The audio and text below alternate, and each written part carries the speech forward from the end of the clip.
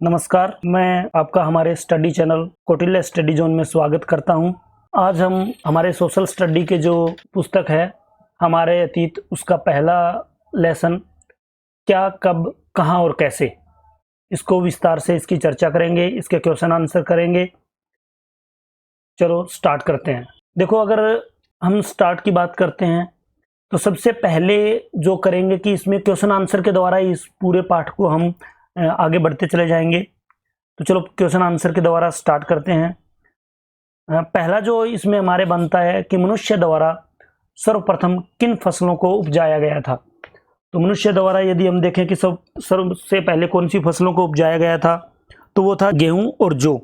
और ये लगभग आज से जो गेहूं और जौ है वो आज से 8000 साल पहले अगर हम करें तो 8000 साल पहले हमारी जो क्षेत्र है अफगानिस्तान और पाकिस्तान के बीच में, जो हम यदि बात करें तो जो किरदर और सुलेमान की पहाड़ियां हैं, ये यदि हम देखते हैं तो ये जो हमारी किरदर की पहाड़ी है, ये सुलेमान की पहाड़ी है, इस क्षेत्र में सबसे पहले गेहूं और जो है वो उपजाया गया था।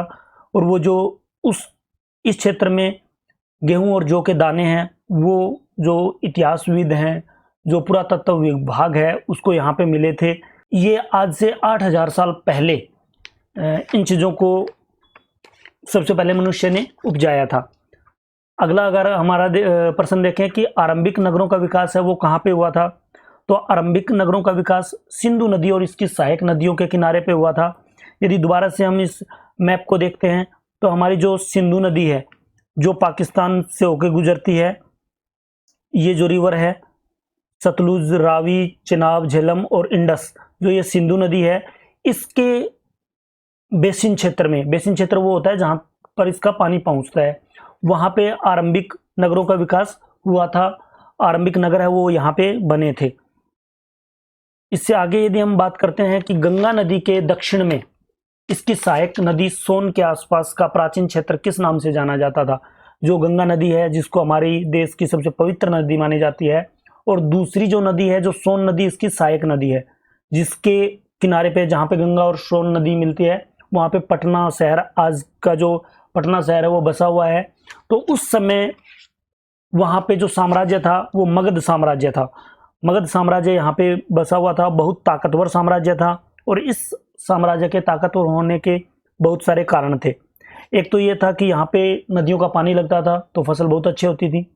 दूसरा, यहाँ के आसपास का इलाका था वो अच्छे जंगल थे उसमें, और अच्छे जंगल होने के कारण हाथी यहाँ पे बहुत मात्रा में पाए जाते थे, और उस हाथियों को सेना में शामिल किया जाता था। यहाँ के जो राजा हुए वो बहुत ताकतवर हुए, जो बिंबिसार हुए, अशोक हुए, जो ताकतवर राजा हुए, जिसके कारण ये जो साम्राज्य है प्राचीन समय का सबसे ताकतवर साम्राज्य है वो यहाँ का था। ये सोन नदी और गंगा नदी जहाँ पे मिलती है उसके आसपास के इलाका इसमें शामिल होता था। पाटलिपुत्र इसकी राजधानी थी, जिसको आज के समय पटना के नाम से जाना जाता है। अगला हमारा जो प्रश्न आता है कि पांडुलिपियों के संदर्भ में क्या कहा जा सकता है, कि पांडुलिपियां क्या होती हैं, कैसे वो लिखी जाती थी, किस पे लिखी जाती थी। जैसे आज हमारे जो भी चीज़ें लिखी जाती है, किताबें लिखी जाती है, वो पेज बनाए जाते हैं, उन पे लिखी जाती है। लेकिन पुराने समय में ऐसी तो कोई मशीनें होती थी नहीं थी जिस पर से पेज बनाए जा सकें, और पेज अगर नहीं बनाएंगे तो लिखेंगे कैसे। तो पांडुलिपियां है उसके बारे में क्या क्या कहा जा सकता है कि अतीत में, अतीत मतलब हमारी जैसे किताब का ही नाम है अतीत, तो जिसको हम इतिहास बोलते हैं, कि पुराने समय में अतीत में हाथों से लिखी गई पुस्तकें हैं वो क्या कहलाती थी, हमारी पांडुलिपियां कहलाती थी, जो हाथों से लिखी जाती थी। अंग्रेजी में पांडुलिपियों के लिए मैन्यूस्क्रिप्ट शब्द का प्रयोग होता है, और मैन्यूस्क्रिप्ट में जो मेन्यू शब्द है लैटिन भाषा में उसका अर्थ होता है हाथ से। तो पांडुलिपियां वो होती थी जो हाथ से लिखी जाती थी। और ये ताड़ एक वृक्ष होता है, उसके ताड़ के वृक्ष को पत्तों को काटकर, या हिमालय के जो क्षेत्र है उसमें एक भुर्ज नामक पेड़ उगता है, उसकी छाल है उसको उतार के, उसको सुखा के, और उसके ऊपर है वो लिखी जाती थी। और ये नहीं कि हर एक लोगों के पास मिल जाती थी। पांडुलिपियां हैं वो केवल या तो मंदिरों में मिलती थी, या विहार, जो बौद्ध धर्म को मानने वाले हैं उनका जो मंदिर है, या उनके जो जिसको हम कहें कि जहाँ पे वो पूजा करते हैं या जहाँ पे वो रहते हैं, उनको विहार बोला जाता है। पांडुलिपियां केवल वहाँ पे पाई जाती थी। आम लोग है वो पांडुलिपियां लिखने का काम नहीं करते थे। और ये केवल जो उस समय लिखी जाती थी वो संस्कृत भाषा में लिखी जाती थी। उस समय बहुत सारी भाषाएं हैं वो बहुत ज़्यादा प्रचलित नहीं थी, तो पांडुलिपियाँ जो लिखी जाती थी वो संस्कृत भाषा में लिखी जाती थी। आगे हम जो तस्वीर देख रहे हैं ये पांडुलिपियों की है, जो भुर्ज के जो वृक्ष हैं उनको छाल को उतार के ये उनके ऊपर सुखा के और उनके बाद में उसके ऊपर लिखा जाता था। तो इससे आगे यदि हम चलते हैं कि अभिलेख किसे कहा जाता है, ऐसे लेख जो पत्थर अथवा धातु जैसी कठोर सतह पर उत्कीर्ण किए जाते हैं उसे अभिलेख कहा जाता है। एक तो क्या है कि पत्थर और धातु जैसी कठोर सतह, अब इससे पहले हमने पांडुलिपि कहा था वो कठोर सतह पे नहीं लिखे जाते थे, वो लिखे जाते थे भुर्ज की छाल पे जिसको सुखाया जाता था। ये जो लेख हैं, अभिलेख हैं, ये क्या किए जाते हैं, पत्थर पे और धातु पे उत्कीर्ण किए जाते हैं। उत्कीर्ण का मतलब है कि उनको उसके ऊपर खोदा जाता है और इसके लिए बहुत सारा टाइम भी लगता है, तो इनको अभिलेख कहते हैं। और इसको ऐसा क्यों करते थे, ऐसा इसलिए करते थे कि पत्थर और धातु पे लिखी हुई चीजें बहुत लंबे समय तक बनी रह सकती है। तो राजा लोग हैं या बहुत सारे जो उस समय कोई अमीर लोग थे वो भी अपनी प्रशंसा पाने के लिए या आने वाली पीढ़ियों को दिखाने के लिए वो क्या करते थे कि पत्थर और धातु पे अभिलेख वो खुदवा देते थे अपनी प्रशंसा में। ज़्यादातर जो अभिलेख और लिखे जाते थे वो अपनी प्रशंसा में या अपने संदेश जनता तक पहुंचाने के लिए ये अभिलेख है वो लिखे जाते थे। अगला जो है कि अशोक, जो हमने पहले पढ़ा कि अभी मगध जो साम्राज्य था, जो बिहार आजकल का जो बिहार है, उस किसी समय में वहाँ पे मगध साम्राज्य होता था और उसका एक बहुत महत्वपूर्ण जो महान राजा हुआ है राजा अशोक। तो अशोक का जो साम्राज्य था वो बहुत दूर दूर तक फैला हुआ था। कांधार जो अफगानिस्तान में है वहाँ पे उसका एक अभिलेख प्राप्त हुआ है। अभिलेख के बारे में अभी हमने ऊपर पढ़ा था कि क्या लिखा जाता है, पत्थर पे या धातु पे उसको उत्कीर्ण किया जाता है यानी खोद के लिखा जाता है।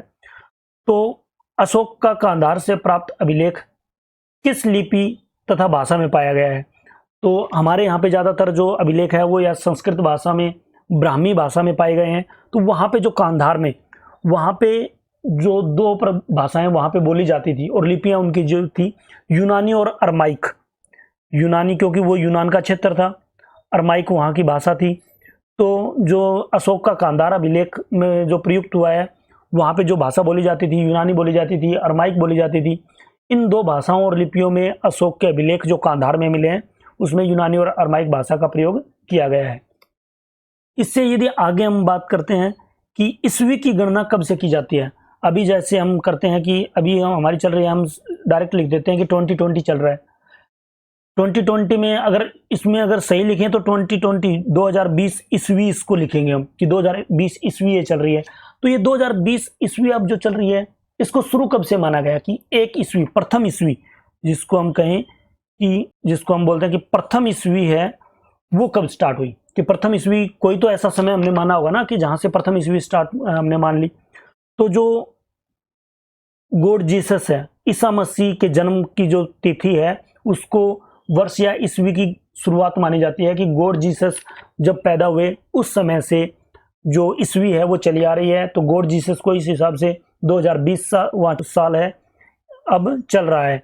तो ईस्वी की यदि ये तो है नहीं कि जब गॉड जीसस जन्म हुए उसके बाद ही दिन शुरू हुए हैं, दिन तो उससे पहले भी रहे होंगे, साल भी उससे पहले रहे होंगे। तो पहले वाले को क्या बोलते हैं उसके लिए समझने के लिए हमारे पास दो चीजें हैं, एक ये है बीसी और एक है एडी। बीसी की यदि बात करें हम तो ये होता है before Christ. Before Christ, before Christ का क्या मतलब है, बिफोर क्राइस्ट मतलब ईसा के जन्म से पूर्व। हिंदी में इसको बोले तो हम ईस्वी पूर्व लिखेंगे कि ईसा का जन्म नहीं हुआ था उससे पहले के जो जितने भी साल हैं उसको बिफोर क्राइस्ट बोला जाता है। और ईसा के जन्म के बाद जो अब हमने अभी जिक्र किया था कि जैसे 2020 है उसको ईस्वी बोलेंगे तो उसको एडी भी बोलते हैं, उसके सामने एडी भी लिखते हैं।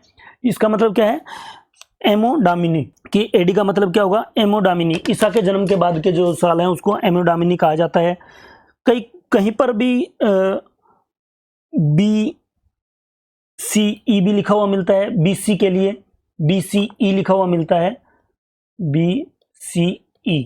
तो इसको यदि BCE को करें तो before common era. Common era किसको माना गया, ईसा के जन्म को कॉमन एरा माना गया और उससे पहले के जो साल हुए उसको बिफोर कॉमन एरा माना जाता है। और कहीं कहीं पर इसका बीपी शब्द का भी प्रयोग होता है इसके लिए, बीपी, बिफोर प्रेजेंट, कि अब जो समय चल रहा है उससे पहले, यानी ईसा के जन्म से पहले। तो इस चीज को समझना जरूरी है। बहुत बार ये आगे इतिहास में जैसे जैसे हम पढ़ेंगे बहुत जगह पे बीसी लिखा हुआ आएगा या ईस्वी पूर्व लिखा आएगा, तो बच्चे इस चीज को समझ नहीं पाते हैं कि सर एक बार 500 ईस्वी आपने पूर्व लिख दिया, एक बार 500 ईस्वी लिख दिया, तो इसमें कितना क्या फर्क है, समझ नहीं पाते हैं। तो इस चीज को समझना बहुत जरूरी है कि बीसी का मतलब ईसा के जन्म से पहले, बिफोर क्राइस्ट, या बीपी भी इसको लिखते हैं, बिफोर प्रेजेंट।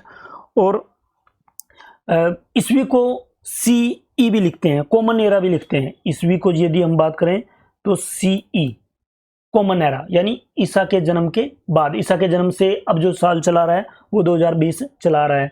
मुझे लगता है कि बीसी और एडी का जो हमारा कॉन्सेप्ट है वो अच्छे से क्लियर हो गया होगा। इसके बाद हम बात करते हैं कि पहले जो लोग थे क्या वो एक ही जगह पे रहते थे या एक जगह से दूसरी जगह पे भी जाते थे, क्योंकि इस लेसन का हमारा एक प्रश्न है कि आज जो लोग हैं वो यात्राएं क्यों करते हैं। तो यात्राएं क्यों करते हैं, हम एक जगह से दूसरी जगह क्यों जाते हैं? या तो व्यापार के लिए जाते हैं लोग, रिश्तेदारों या मित्रों से मिलने के लिए भी जाते हैं, हम काम के लिए जाते हैं, या फिर कई बार क्या होता है कि कोई अच्छी अच्छी जगह है घूमने के लिए चले जाते हैं, सैर के लिए चले जाते हैं।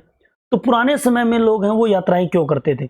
आज के लोग तो यात्राएं करते हैं, हमें पता है। पुराने समय में लोग यात्राएं क्यों करते थे? क्योंकि एक तो देखो, बहुत ज्यादा पुराने समय में देखें तो रिश्तेदार या मित्रों से तो मिलने का काम होता नहीं था, क्योंकि ज्यादातर लोग हैं वो जंगलों में रहते थे। तो किस किस काम के लिए जाते थे पुराने समय में?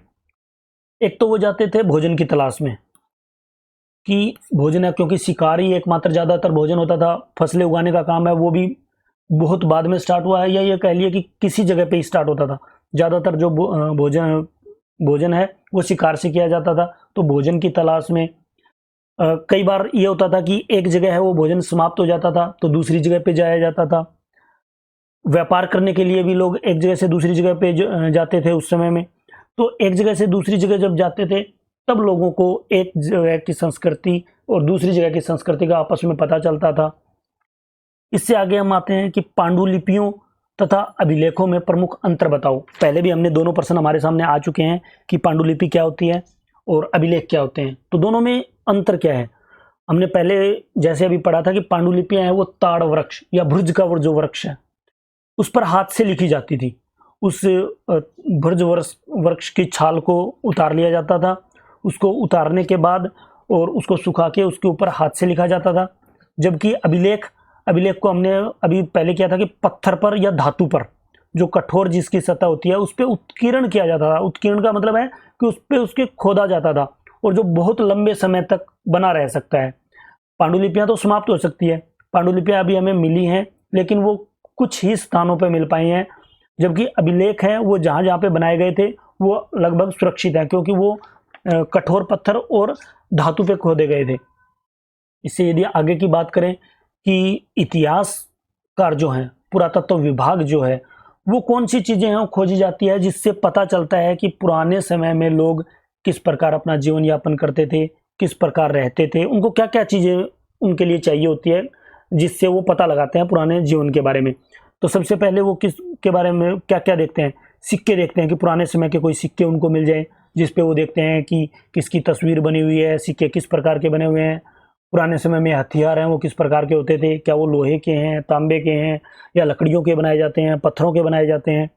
उसके बाद उस दौरान आभूषण जो है वो किस प्रकार के होते थे, क्या धातु के होते थे या दांत, जो हाथी दांत हैं उनके बनाए जाते थे, मिट्टी के बनाए जाते थे। चित्र हैं, मूर्तियां हैं, वो किस प्रकार की होती थी। औजार, जो अभी हमने बात की कि औजार की यदि हम बात करते हैं कि औजार ये चीजें सब बनाने के लिए, सिक्के बनाने के लिए, हथियार बनाने के लिए, आभूषण बनाने के लिए औजारों की जरूरत होती है।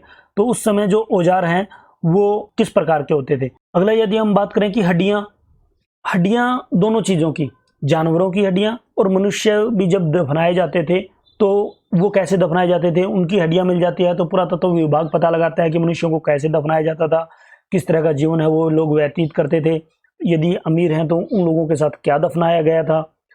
पत्थर और ईंटों से बनी इमारतों के अवशेष हैं उसके हिसाब से भी पुरातत्व विभाग पुराने समय के बारे में पता लगाता है। उस समय की लिखी हुई चीजें वो बहुत कम मिल पाती हैं। ये जो हमारी चीजें हैं जिसमें आगे सिक्के हैं, हथियार हैं, आभूषण हैं, चित्र हैं, मूर्तियां हैं, लोगों की दफनाई गई हड्डियां हैं, पत्थर हैं और ईंटों के बने हुए अवशेष हैं, उससे पता लग पाता है कि पुराने समय में किस प्रकार का जीवन कहाँ पे होता था। अगला हम प्रश्न करते हैं, कम से कम 2 ऐसी बातों का उल्लेख करो जिसने तुम्हारे अनुसार राजाओं और किसानों के जीवन में भिन्नता का पता चलता है। तो देखो, आज भी यदि हम करें कि बड़े बड़े जो राजा हैं, राजा का मतलब ये नहीं कि अब जैसे हमारे देश से राजा जो सिस्टम है वो तो चला गया है, लेकिन बड़े बड़े जो नेता हैं वो राजा जैसा ही जीवन व्यतीत करते हैं। तो उनकी जिंदगी और एक साधारण किसान की जिंदगी में क्या अंतर है अब, और पहले भी क्या अंतर होता था। तो देखो, राजा जो जीवन जीते थे वो वैभव और ऐश्वर्य से परिपूर्ण होता था, मतलब मजे से जीते थे अपने जीवन। और किसानों का जीवन है वो कष्ट भरा होता था, आज भी किसानों का जीवन है वो कष्ट भरा होता है, और नेताओं का जीवन है वो बहुत अच्छा होता है। दूसरा, राजा अपनी विजयों का लेखा जोखा रखते थे। उस समय लड़ाइयाँ होती थी आपस में, एक जो सल्तनत है वो दूसरी राज्य के ऊपर हमला कर देता था, उनको छीन लेते थे, उनको अपने राज्य में मिला लेते थे, और जैसे जैसे वो जीतते थे या जो भी होता था, जो विजय है उसका लेखा जोखा रखते थे, अपने लिए इतिहास लिखवाने के लिए लोगों को रखते थे, और वो किताबें लिखते थे उनके बारे में। जबकि किसान है अपने काम का कोई लोग लेखा जोखा नहीं रखता था, उसका तो डेली का जो काम होता था कि इस साल फसल अच्छी हुई नहीं हुई, अगले साल फिर फसल बोनी है, तो उसके पास अपने कामों का कोई भी लेखा जोखा या किसी भी प्रकार का कोई रिकॉर्ड नहीं होता था। जबकि राजा है वो अपनी जीतों का, विजयों का लेखा जोखा है वो रखते थे। तो हमारे पहले लेसन में यदि हम बात करते हैं तो लगभग ये सबसे महत्वपूर्ण प्रश्न जो थे कि कब, कैसे और कहाँ, ये इसमें सारे कंप्लीट हो जाते हैं, पूरा लेसन इसमें कंप्लीट हो जाता है। आपका देखने के लिए बहुत बहुत धन्यवाद। प्लीज़ यदि आपको अच्छा लगे तो चैनल को लाइक और सब्सक्राइब जरूर करें। Thank you.